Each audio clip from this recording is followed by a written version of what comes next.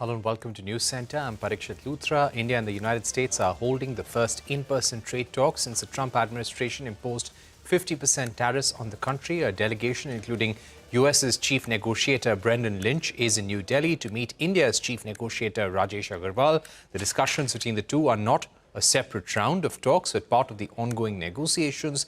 The External Affairs Ministry is also engaged in talks. The meeting comes at the back of President Trump resorting to a more reconciliatory stance amidst the tariff standoff with India. Abhimanyu Sharma is here with more details on the negotiations. Well, it's not the sixth round of negotiations yet. It's the talks are going to take place only for a day today, which is possibly going to decide the way ahead, how talks are going to proceed in the near future, when is going to be the next round of negotiations, and more importantly, whether both the sides are going to stick to the timeline which had earlier been indicated by both the sides. Now, the timeline which was indicated earlier by the leaders of both the countries was the first tranche of a mutually beneficial bilateral trade agreement by the fall of this year. That is by the October or November of this year. So it remains to be seen how early both the sides are going to fix the next date of negotiations. That is the next round of negotiations, which will involve several issues. Now, the talks which are taking place today between the top negotiators from both the sides are going to decide not just on the timeline, but also several issues pertaining to pending diplomatic concerns may also be taken up, since MEA would also be a part of the talks from India's side. So all issues, of course, would be on the table as part of these one-day talks, which are going to decide the future, the fate of the future negotiations, and whether both the sides are going to stick to a timeline of the first tranche of a PTA by this fall or not. The basic point is that his mind is not wired to take pressure. As a result of which, a lot of us, lesser mortals like me, we are also very confident. We are in the midst of all that turbulence. Look, we are in the midst of negotiations, right? Some of those negotiations were the X and Y I have done, okay? But I don't think when you're in the midst of negotiations, you should talk about that. First of all, there's no pressure. First of all, let's be very clear. I didn't know you were immersed in oil. So why are you talking about that? There's no issue here. The fact of the matter is the interests which are taken in the best interests of the country. I also caught up with Pramitpal Chaudhary, who is the head of the Eurasia practice in India. I began by asking him about the chances of a trade deal with the US being finalized before the end of this year.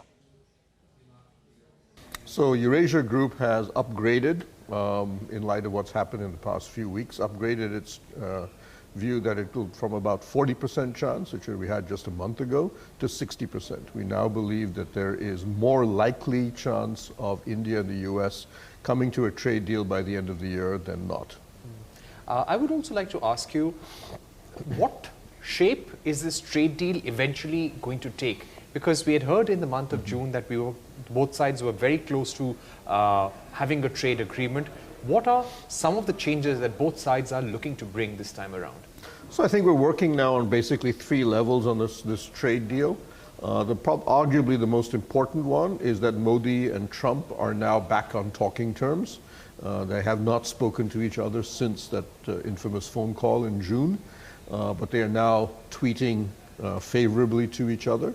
And I think we're going to now look at a potential face-to-face meeting in October in Kuala Lumpur at the East Asia Summit. So that changes the entire character of the negotiations, because as you've said, we've come very close, not just once, but 2 or 3 times to a deal. Each time it has been the White House, or it has been President Trump, that has been the obstacle. So that's one element that is now changing favorably. The second part is the actual trade negotiations. And what we've heard is that the gap, which is what I think the U.S. Trade Representatives team that's in Delhi right now is trying to close further, the gap on farm agricultural issues is being reduced. And we're starting to see a lot more compromise on both sides on that front. And I think that's the other positive step we're seeing. There are other issues on the trade, but I would argue that's the most difficult. What still remains to be seen is, can we figure out a way of a compromise on the problem of Russian oil purchases, which, as you know, is half the tariff imposition on India comes because of that.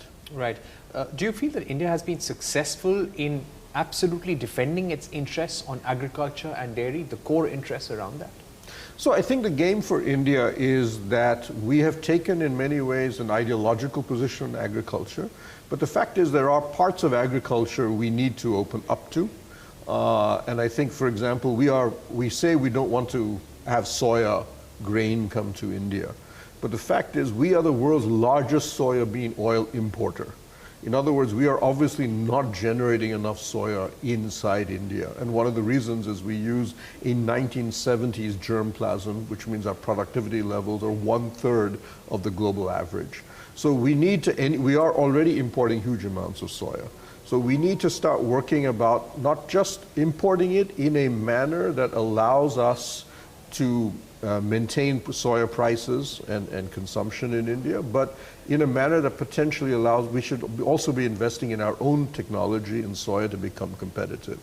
The game, though, I think, is for agriculture, we have defended the core elements of our agricultural production.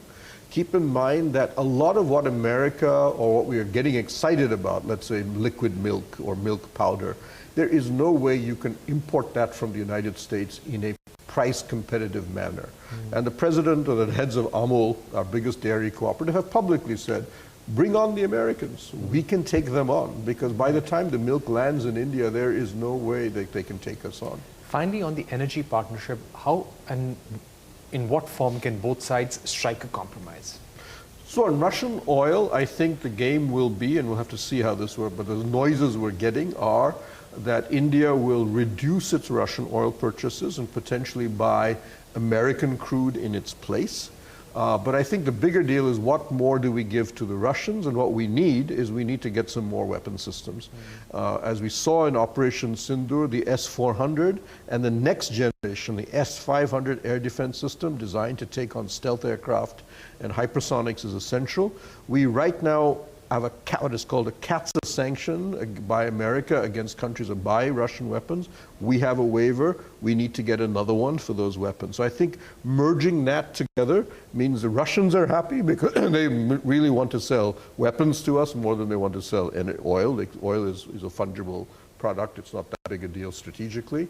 We need to get those S-4 500s into play, and it allows both Putin and Trump, Modi to all come out and say, this is a win-win for all of us. That we can go back home, all three can go back home and say, we've got something good. That's where we have to work that out on the Russian side. But I think politically, it's more about politics and the economics than the Russians. All right.